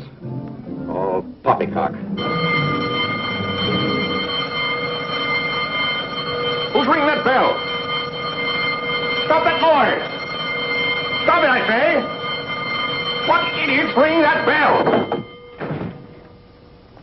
Mr. Day, we must all be quiet. Mrs. Day is very ill. I know she's ill. Go up and see if she needs anything. And what are you doing out of the house? Send for the minister. The minister? He'll be right in. He's paying off the cab.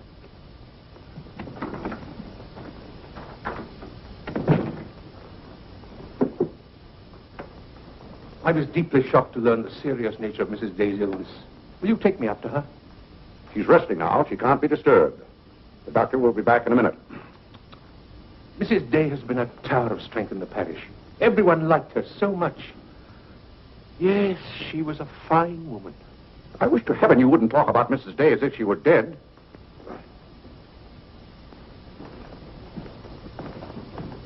Is the doctor back yet? No. Does she need him? Well, she's kind of restless. She's talking in her sleep and twisting and turning.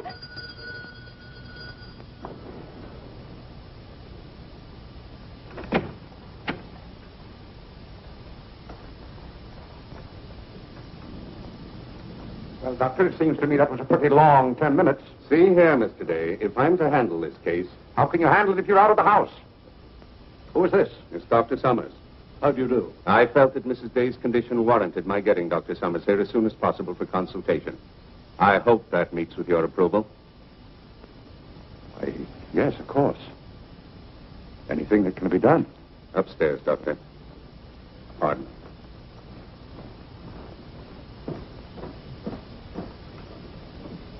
Mrs. Day is in good hands now, Mr. Day.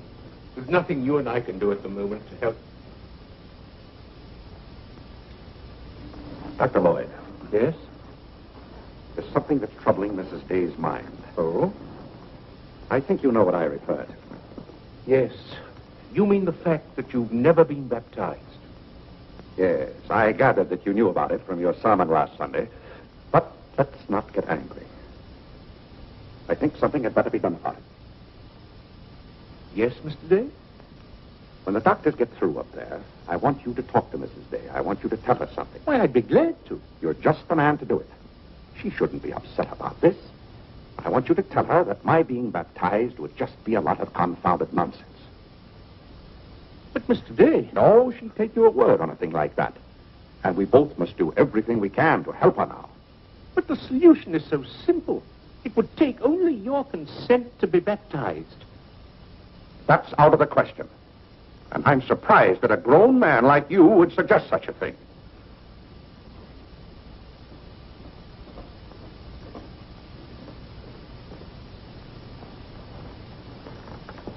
Well, Doctor, how is she? What have you decided? Is there a room we could use for our consultation? Well, yes, my library. Doctor? Dr. Summers, this isn't serious, is it? After we've had our consultation, we'll talk to you, Mr. Day. But surely... Rest assured, Dr. Summers will do everything that is humanly possible. We'll try not to be long.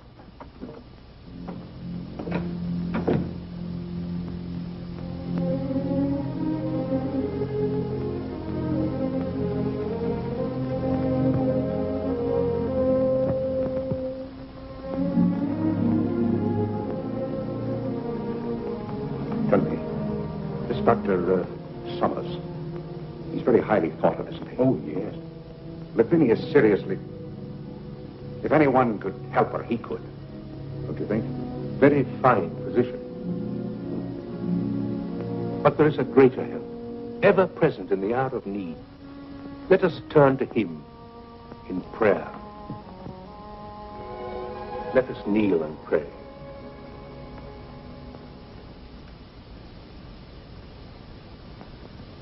Let us kneel and pray.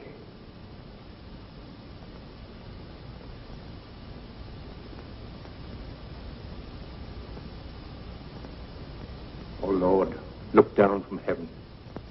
Behold, visit, and relieve this thy servant who is grieved with sickness. Have mercy on her, O Lord. Have mercy on this miserable sinner. Forgive her, and extend thy accustomed She's not a miserable sinner, and you know it. Oh, God! You know Vinny is not a miserable sinner. She's a fine woman. She shouldn't be made to suffer.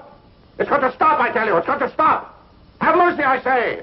Have mercy, I tell you. What's the matter, Claire? What's wrong? Vinny. Vinny, what are you doing down here? You shouldn't be out of bed. You get right back upstairs. I heard you call. Do you need me? Vinny, I know now how much I need you. Get well, Vinny. I'll be baptized. I promise. I'll be baptized. You will? I'll do anything. Oh, Claire. We'll go to Europe, just we two. You won't have to worry about the children or the household accounts. Oh, Vinny. Don't worry, Mr. Day. She'll be all right now. Bless you for what you have done. What'd I do? You promised to be baptized. I did? Oh, Gad!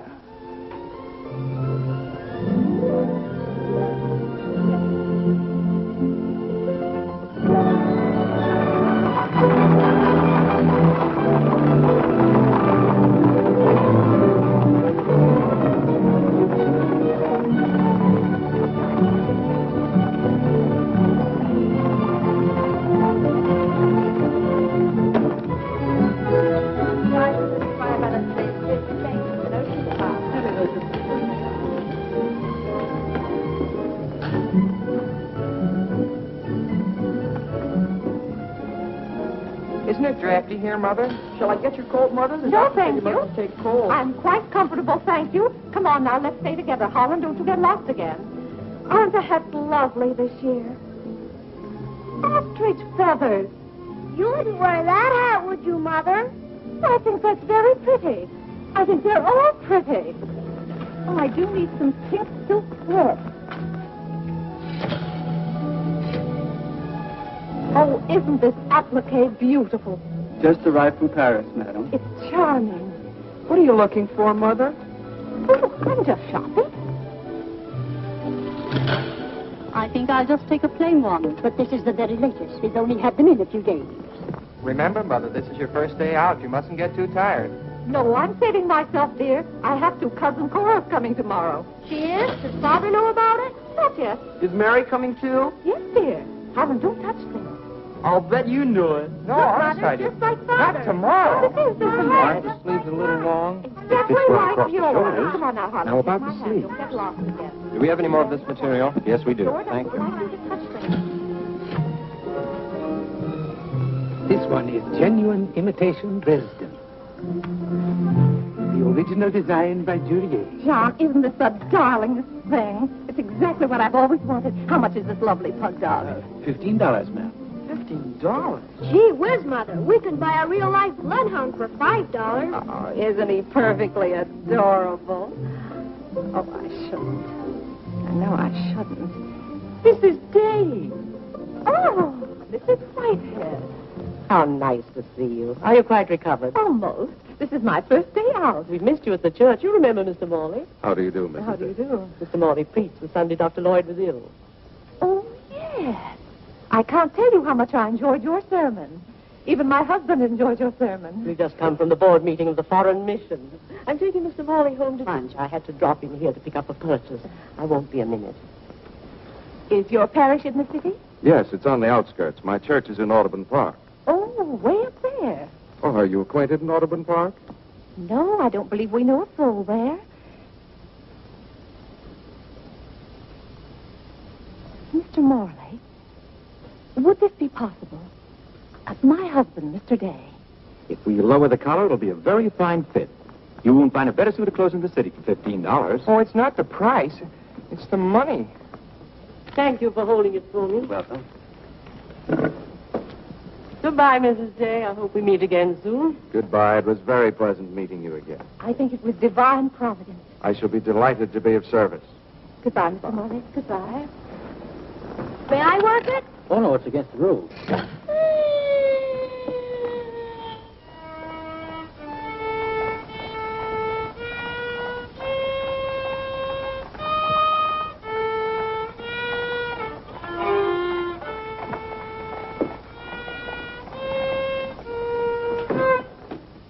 Hello. What did you bring home more medicine for? Dr. Bartlett paid us off, didn't he? Oh, yes. Oh, Jiminy, you scared me. I've got to take $15 right down to McCreary's. I bought a suit there this morning, and I said I'd have the money this afternoon. Gee, that's too bad. What's too bad? Well, you see, Clarence? What? Dr. Bartlett paid us off in medicine. Oh, God! Well, he thanked us, too, for our services to mankind. But my suit, I've got to have it tomorrow. And besides, they're making the alterations. I've got to have $15. Maybe you could offer them 15 bottles of medicine. Oh, they wouldn't take it. McCreary's don't sell medicine. Father. Vinny, I'm home. Good afternoon, sir. How's your mother, Clarence? Oh, the ride this morning did her a lot of good. She'll be well enough to go to church with us next Sunday. Ah, fine. Father, have you noticed I haven't been kneeling down in church lately? Don't let your mother catch you at it. Then I have to have a new suit of clothes right away. That doesn't make sense. But I can't do anything in your clothes that you wouldn't do. Well, if my old clothes make you behave yourself, I don't think you want to wear anything else. Oh, no, you're you and I'm me. I want to be myself. I mean, suppose I should want to kneel down in front of a girl. Why, in heaven's name, should you want to do a thing like that? Well, I've got to propose to a girl sometime. Clarence. Well, not right away, but for $15 I can get a good suit of clothes. Clarence, you're beginning to talk as crazy as you... Hello, Vinny. You're feeling better today, huh? Much better, thank you, Claire. You don't have to hurry home from the office every day like this. With business the way it is, there's no use going to the office at all. Yes, you do look better, Vinny. What did you do today?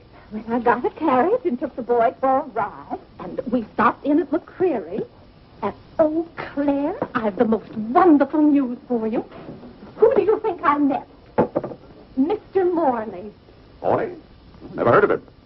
Remember that nice young minister who substituted for Dr. Lloyd one Sunday? Oh, yes. Bright young fellow. Preached a good, sensible sermon. Short one, too. Ought to be more ministers like him. Well, Claire, his parish is in Audubon Park. You know, way up above Harlem. Nobody knows you up there. You'll be perfectly safe. Safe? Vinny, what the devil are you talking about? I've gone all over everything with Mr. Morley, and he's agreed to baptize you. Oh, he has. The young whippersnapper. Very nice of him. We can go up there any morning. We don't even have to make an appointment. Who said I was going to be baptized at all? Why, Claire, you did. Now, Vinny. You gave me your promise, your sacred promise. You said I'll be baptized. I promise I'll be baptized. Well, what if I did? Claire, aren't you a man of your word? Vinny, we all thought you were dying. So naturally I said that to cheer you up. As a matter of fact, the doctor told me that's what cured you. Well, it seems to me pretty ungrateful of you to press this matter any further. My being well has nothing to do with it. You gave me your word. You gave the Lord your word. And you're going to march yourself up to Mr. Morley's church some morning before you go to the office and be christened. If you think for 1 minute... What in the name of heaven is that? If you think I'm going to let you add the sin of breaking your solemn and sacred promise... I demand to know what that repulsive object is. It's perfectly plain what it is. It's a pug dog. What is it doing in this house? I wanted it, and I bought it. You spent good money for that? Claire, don't try to change the subject. How much did you pay for that atrocity? I didn't pay anything for it. I charged it. Charged it, I might have known. How much was it? $15. $15? Claire. For that eyesore? Don't you call it lovely work of art an eyesore? It will look beautiful sitting on a red cushion by the fireplace in the living room. If that sits in the living room, I won't. Furthermore, I don't even want it in the same house with me. Get it out of here. Claire, you're not going to get out of this room until you set a date for your baptism. I'll tell you one thing. I'll never be baptized as long as that hideous monstrosity is in this house. All right. All right. Clarence. That pug dog goes back this afternoon, and he's christened first thing in the morning. You heard him, didn't you, Clarence? You heard him say that he'd be baptized as soon as I got this pug dog out of the house. You hurry right back to McCreary's with it, and be sure they credit us with $15. Oh, Mother, while we were at McCreary's, I happened to see a suit I'd like very much, and the suit was only $15. Well, Clarence, I'm afraid your suit will have to wait until after I get your father christened. Well, no, I meant that since the suit cost just the same as the pug dog, if I exchange the pug dog for the suit... Why, yes. Then the suit wouldn't cost your father anything. Why, how bright of you, Clarence, to think of that. I'd better start right away before McCreary's closes. Yes. Now, let's see. If we're going to take your father all the way to Audubon Park... Clarence, on your way back, you stop at the livery stable and tell them to have a cab here at 8 o'clock tomorrow morning. Mother, a cab? Do you think you ought to? We can't walk all the way to Audubon Park. But you know what a cab does to Father. This is a very important occasion. All right. Get one of their desk cabs, the kind they use at funerals. Well, those cost $2 an hour, and if Father gets mad... Well, if your father starts to argue in the morning, you remember. Oh, he agreed to it. We both heard him.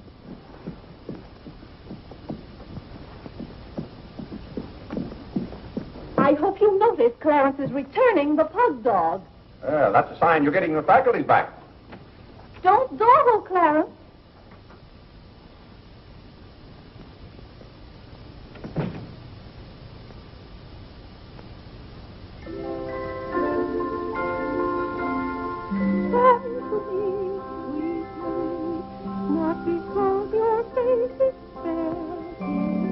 Vinny, it's good to hear you singing again.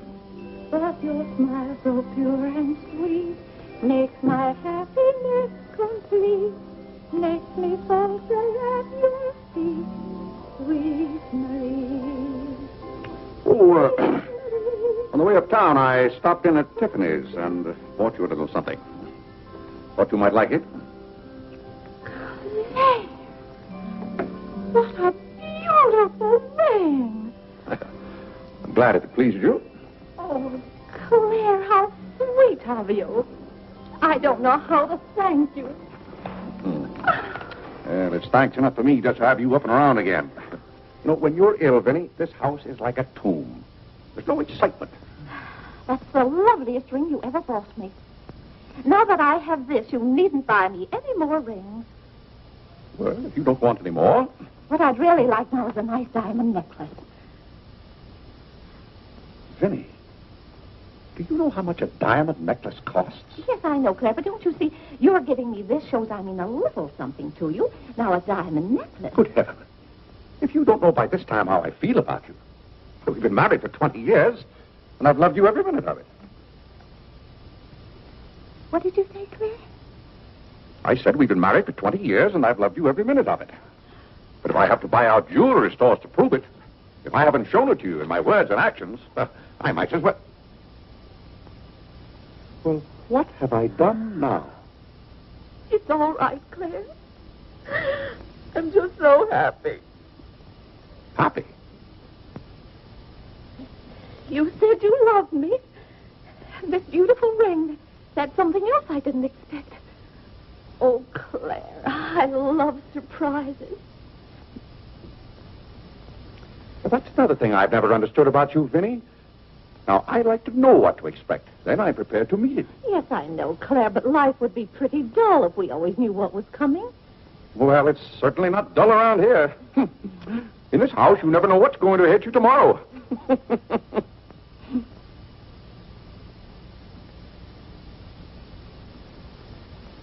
Every daisy in the dell knows my secret, knows it well, and yet I dare not tell thee, sweet Marie,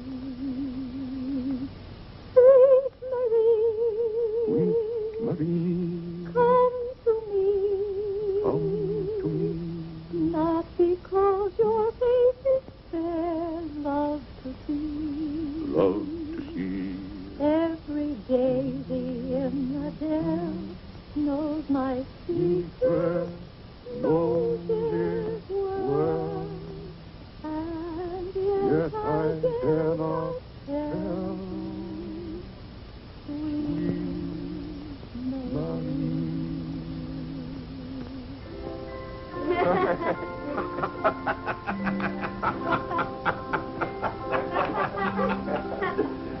Well, then, Harlan, the very... Who are you? What's your name? Margaret, sir. Can't be Margaret. We've got one Margaret in the house. At home they call me Maggie, sir. All right, Maggie. If her name's Margaret, that's a good sign. Maybe she'll stay a while. Do you know, boys, your mother used to be just the same about cooks as she is about maids. Never could keep them, for some reason. Well, one day about 14 years ago. Yes, it was right after you were born, John. My, you were a homely baby. Thank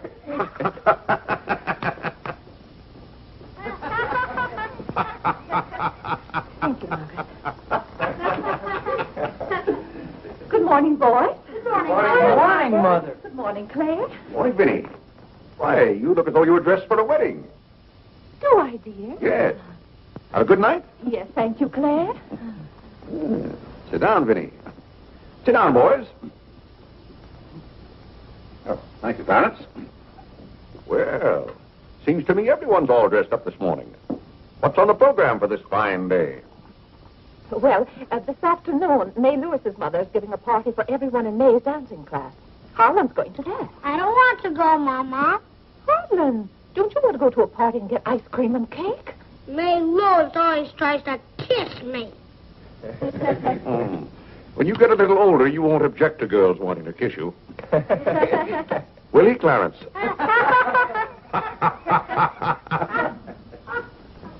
This is for you, Mr. Day. Where shall I put it? Oh, that's for me, I think. Take it upstairs, Maggie. Wait a minute, Maggie. Bring it here. Let's see it.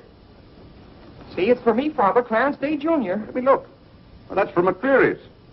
It's marked charge. What is it? Claire, it's all right. It's nothing for you to worry about. Well, at least I think I should know what's being charged to me. What is it?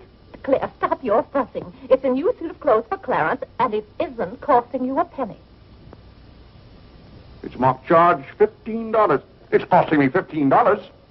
And I told Clarence... Claire, can't you take my word? It isn't costing you a penny.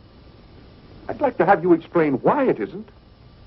Because Clarence took the pug dog back and got the suit instead. Of course. And they'll charge me $15 for the suit. Nonsense, Claire. We gave them the pug dog for the suit, don't you see? Then they'll charge me $15 for the pug dog. But, Claire, they can't. We haven't got the pug dog. We sent that back. Well... But... Well, now, wait a minute, Vinny. The suit... Well, there's something wrong with your reasoning. Well, Claire, I'm surprised at you, and you're supposed to be so good at figures. That's perfectly clear to me.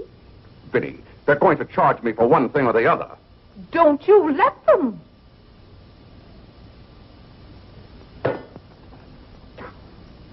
Well, McCreary's aren't giving away suits and they aren't giving away pug dogs.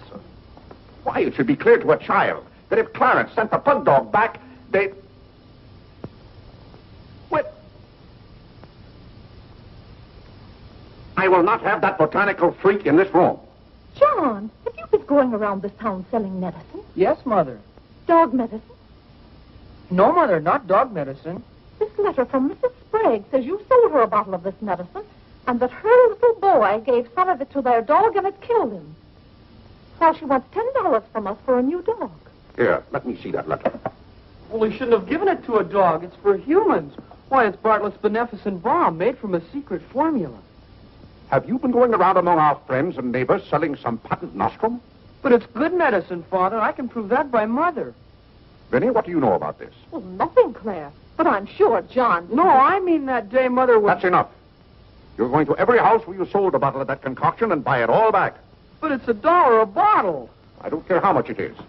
Here, I'll give you the money now. How many bottles did you sell? 128. 128? Claire, I always told you John would make a good businessman. Young man, you'll have to come down to my office with me. I'll give you the money to buy back that medicine. $128. And $10 more for Mrs. Sprague's dog. That's $138. Thank you, Vinny. But it's all coming out of your allowance. That means that you'll not get another penny until the whole $138 is paid up. I'll be 21 years old. Oh, Gad! What's the matter, Claire? What's wrong?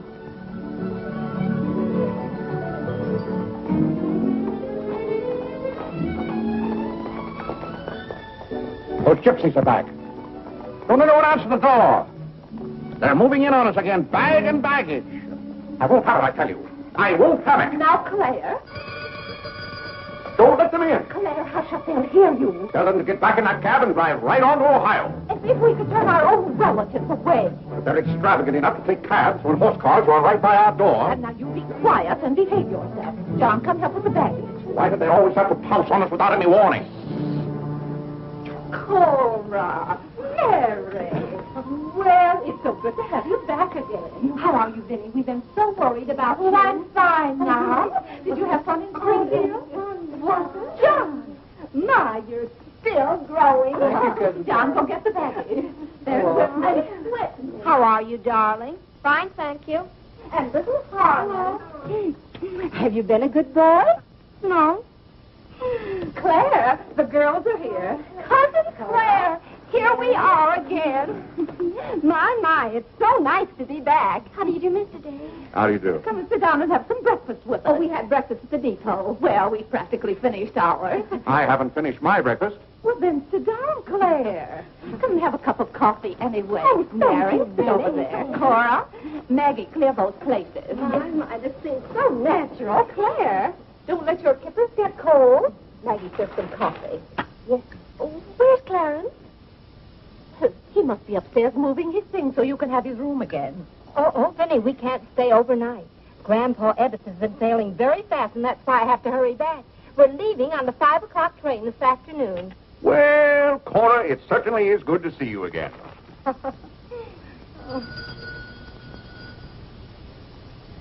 Well, who can that be? Well, this time it can't be another special delivery letter for Clarence. While you were in Springfield, our postman was kept pretty busy. It's the cab, ma'am. Cab? What cab? The cab that's to take us to Audubon Park. Oh, who's going to Audubon Park? We all are. Cora, the most wonderful thing has happened. Claire is going to be baptized this morning. Vinny, what are you saying? I'm saying you're going to be baptized this morning. I am not going to be baptized this morning or any other morning. You promised yesterday that as soon as I sent that pug dog back, you'd be baptized. I never said anything remotely like that. Clarence was right there and heard you. That's why I ordered the cab. The cab. Vinny, you send that right back. I'll do nothing of the kind. I'm going to see that you go to heaven. I can't go to heaven in a cab. Oh. Well, you can start in a cab. I'm not sure they'll ever let you into heaven, but I know they won't unless you're baptized. They can't keep me out of heaven on a technicality. Claire, stop quibbling. You may as well face it. You've got to make your peace with God. Until you stirred him up, I had no trouble with God. Harlan, Whitney, come get your Sunday hat. Clarence, John. Yes, Mother? Hurry, we're ready to go. Oh, my prayer book. Harlan, come let me fix your tie. Benny, are you mad? Was it your plan that my own children should witness this indignity? Why, Claire, they'll be proud of you. I suppose Harlan is to be my godfather. Vinny, I won't go through with this thing. That's final. Claire, dear, if you feel that way about it. I do. But we won't take the children with us. I'm not talking about the children. I'm ready, Mother. Oh, John. Vinny, I haven't time for anything like that this morning. I've got to take John down to my office with me and give him the money to buy back that dog medicine. But it wasn't dog medicine, sir. Young man, we're starting downtown this minute. You will do no such thing. You gave me your sacred promise that day I almost died. Yes, and she would have died if we hadn't given her some of that medicine. That proves it's good medicine. You gave your mother some of that dog medicine? John, you didn't. Yes, we did, Mother. We put some in your tea that morning. Oh, John. Do you realize you might have killed your mother? You did kill Mrs. Sprague's dog. John, I'll have to give considerable thought as to how you're to be punished for this. But Claire... No, Vinny. When I think of that day, why, we might have lost you. You're all right now, thank heaven. But what I went through that afternoon, the way I felt, I'll never forget it. You've forgotten it already. What do you mean? That was the day you gave me your sacred promise. Yes, but I wouldn't have given you my promise if I hadn't thought you were dying, and you wouldn't have almost died if John hadn't given you that dog medicine. Don't you see? Well, the whole thing is illegal. Suppose I had died. It wouldn't make any difference to you. You don't care whether we meet in heaven or not. You don't care whether you ever see me and the children again. Now, Vinny, you're not being fair to me. It's all right, Claire. If you don't love us enough, there's nothing we can do about it. But that has nothing to do with it. I love my family as much as any man. All my life I struggled and worked just to... Yeah, there's that cab. Vinny, you're not well enough to go all the way to Audubon. Oh, I'm well enough if we ride. But that trip would take all morning. And those cabs cost $1 an hour. This is one of their best cabs. This costs $2 an hour. Well, then why aren't you ready? Get your hat on. Oh, tarnation! Hallelujah! Amen! Young lady, if it hadn't been for you, no one would have known whether I was baptized or not.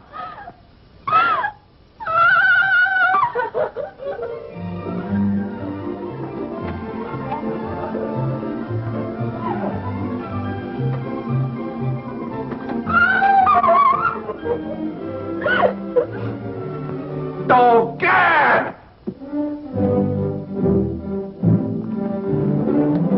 Good morning, Mr. Day. Going to the office? No. I'm going to be baptized.